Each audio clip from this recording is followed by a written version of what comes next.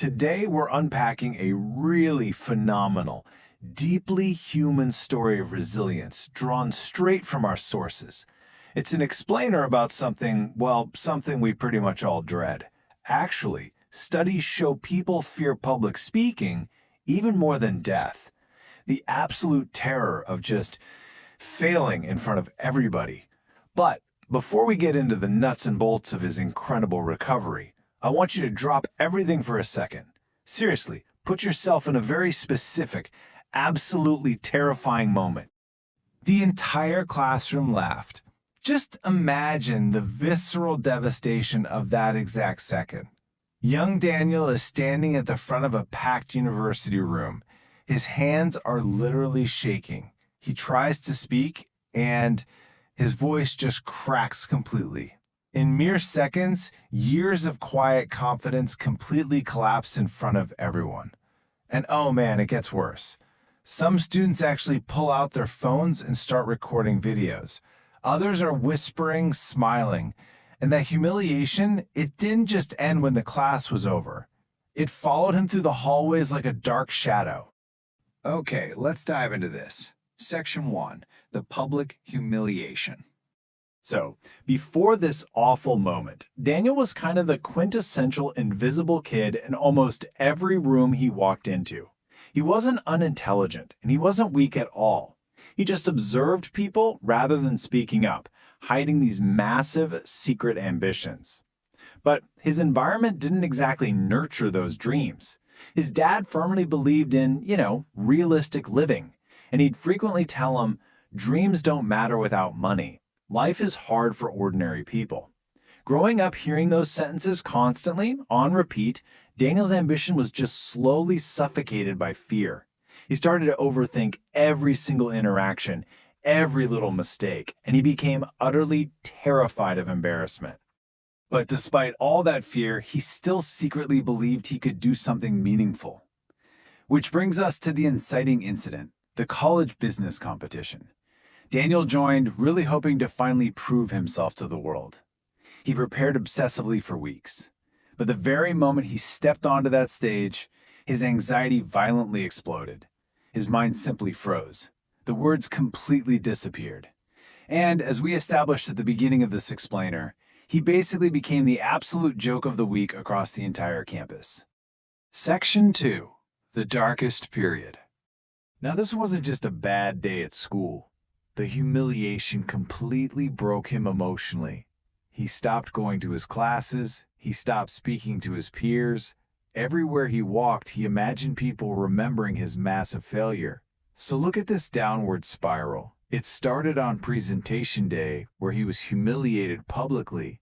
Moving forward just a few months, his world had shrunk so drastically that he dropped out of college entirely. And I really want to make a crucial point here. He didn't drop out from a lack of intelligence. His confidence was simply destroyed by shame. Fast forward 2 years later, and we find him trapped in random, low-paying jobs, totally isolated, and just hiding his reality from the world. And this brilliantly illustrates what he was dealing with. On one side, he's scrolling online, right? Watching his former classmates. They have great careers, they're traveling, building relationships, and projecting just total confidence. And then on the other side is Daniel, isolated, avoiding social media, avoiding mirrors, sitting alone inside a dark room, quietly questioning his very existence. That night, he genuinely believed, mentally and emotionally, that his life was completely over. But then we get to Section 3, rebuilding in silence. Because hopelessness only wins if you surrender to it. On one rainy evening, everything fundamentally changed. Daniel was going through a drawer and discovered this old notebook he had hidden away years earlier as a teenager. Inside that notebook was this incredible sentence he had written to himself: "Even if life embarrasses me, I will rebuild myself." Imagine the profound emotional impact of reading your own teenage words of pure hope when you're at absolute rock bottom. He stared at those words for a long time, barely even recognizing the hopeful boy who wrote them. And suddenly, the sadness shifted. It became anger. He was furious at himself for giving up on his own future. In that pivotal moment, he recognized something huge. The failure itself, that horrific public embarrassment, it didn't actually destroy his future. Surrendering to it did. He realized he allowed one single embarrassing moment to define his entire life. So, that very night, Daniel made a quiet, resolute decision. He was going to rebuild himself. That quiet decision birthed a lonely, relentless daily discipline.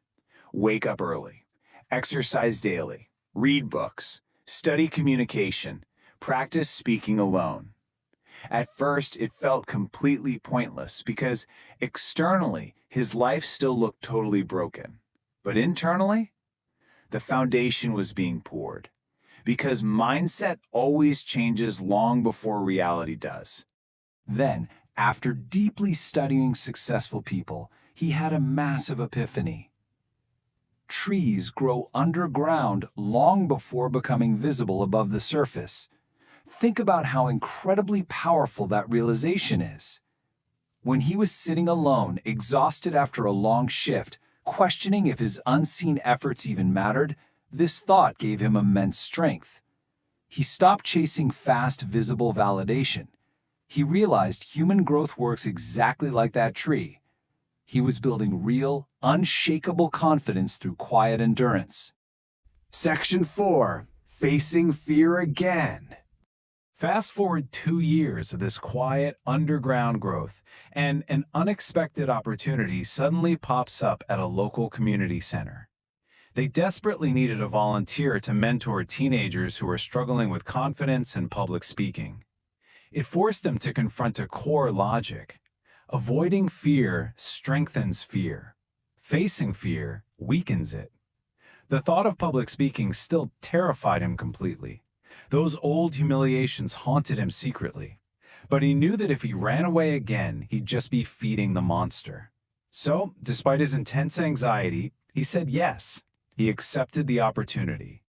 The tension in that first mentoring session was massive. He steps up to speak, his hands are shaking, his heart is racing, and boom, the horrific old memories returned instantly. But here is the absolutely crucial difference. He didn't run away.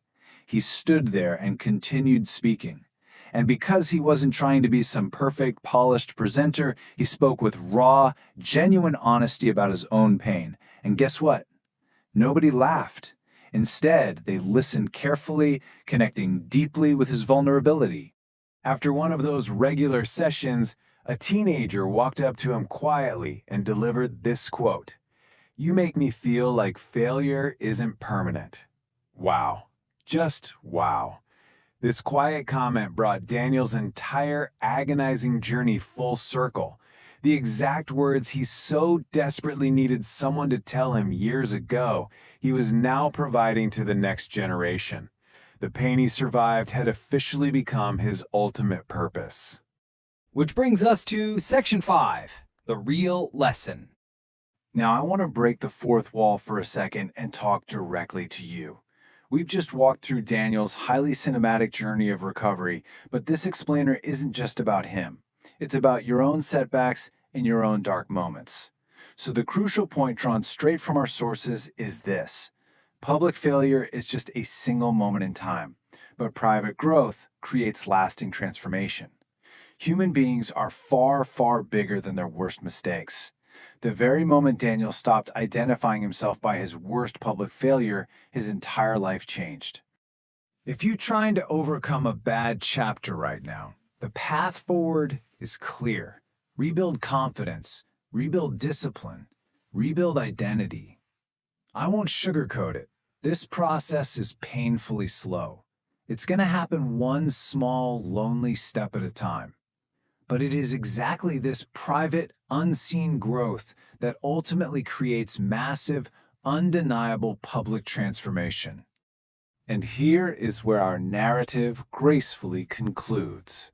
Years later, Daniel actually returned to the exact same university campus hallway where he experienced his deepest public humiliation. Students were walking by, laughing and talking, just like before. But this time, Daniel just smiled quietly. He was now armed with an unshakable strength, finally understanding that the failure he thought destroyed his life actually forced him to become stronger than he ever imagined. So as we wrap up this explainer, I leave you with this question. Are you letting one embarrassing chapter convince you that your story is over? A bad chapter absolutely does not mean the book is closed. Take Daniel's story with you today, because the pain you're surviving privately right now is actively building the strength that will completely transform your future publicly.